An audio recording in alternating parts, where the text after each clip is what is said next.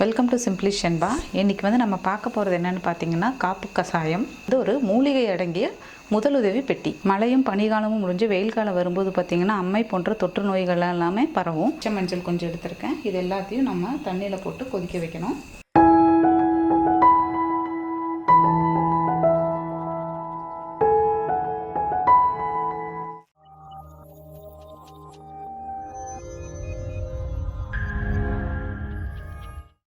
எல்லாத்து வீட்லேயும் இன்றைக்கி காப்பு கட்டியிருப்பீங்கன்னு நினைக்கிறேன். காப்பு கட்டுறதுங்கிறது ஒரு சடங்கு மட்டும் இல்லைங்க, ஆதித்தமிழனோட மருத்துவ அறிவு.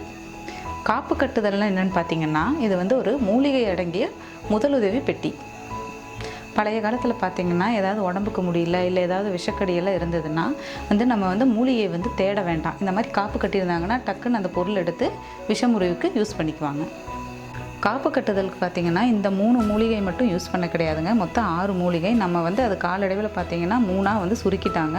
6 என்னென்னு பார்த்திங்கன்னா, ஆவாரம்பூ, அதுக்கப்புறம் பூளைப்பூ, வேப்பிலை, மாவிலை, தும்பை, பிரண்டை, மொத்தம் 6 மூலிகையை வச்சு தான் வந்து காப்பு கட்டிட்டு இருந்தாங்க.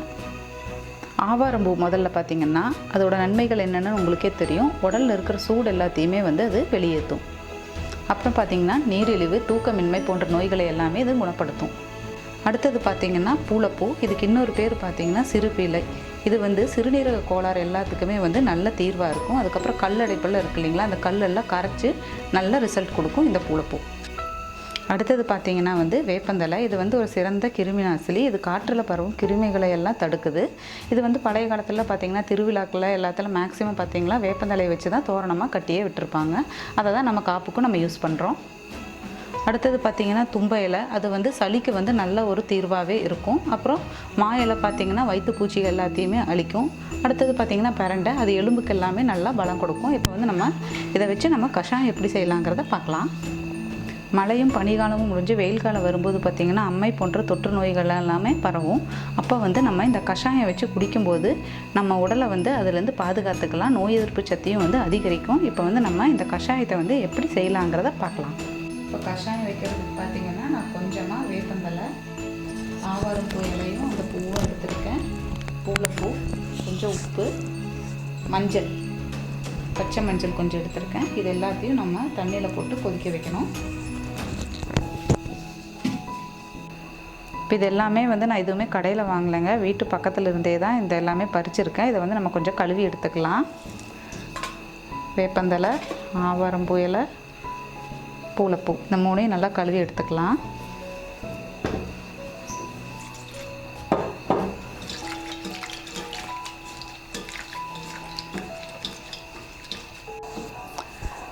இப்போ கழுவி எடுத்தாச்சுங்க. இது வந்து 2 டம்ளர் தண்ணி ஊற்றி வச்சுருக்கேன். இது 2 டம்ளர் தண்ணி வந்து நல்லா சுண்டி 1 டம்ளர் ஆகிற வரைக்கும் வச்சுட்டு அந்த 1 டம்ளர் தண்ணி எடுத்துகிட்டு நீங்கள் பெரியவங்க குழந்தைங்க எல்லாருமே கொஞ்சம் கொஞ்சம் குடிச்சிக்கலாம். இப்போ மஞ்சள் வந்து நான் வந்து இதை தோலை எடுத்துகிட்டு அப்படியே தட்டி போட போகிறேன். தோல் வந்து நீங்கள் சும்மா இப்படி சொரன்னாலே வந்துடும் பாருங்கள்.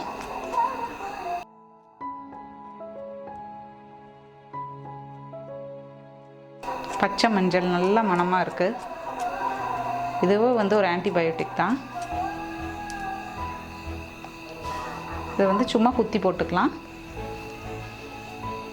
சும்மா தட்டி எடுத்துருக்கேன், இதில் ஆட் பண்ணிக்கலாம். இப்போ கொஞ்சம் உப்பு.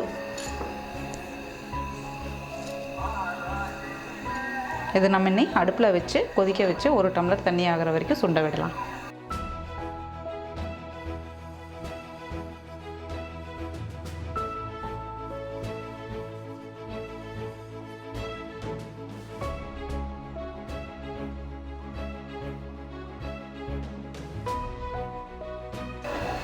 காப்பு கஷாயம் ரெடி ஆகிடுச்சுங்க. நம்ம 2 டம்ளர் தண்ணி ஊற்றிருந்தோம் இல்லையா, 1 டம்ளர் தண்ணி அளவுக்கு சுண்டிருச்சு. இனி வந்து நம்ம அடுப்பு ஆஃப் பண்ணிவிட்டு இதை வந்து நம்ம ஃபில்டர் பண்ணிக்கலாம்.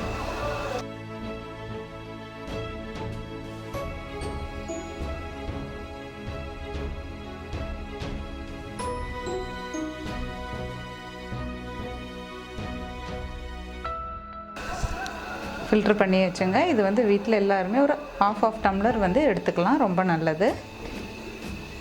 சிம்பிளி ஷென்பா சேனலை சப்ஸ்கிரைப் பண்ணாதவங்க சப்ஸ்கிரைப் பண்ணிடுங்க. கூடவே பெல் பட்டனையும் ப்ரெஸ் பண்ணிடுங்க. தேங்க்யூ.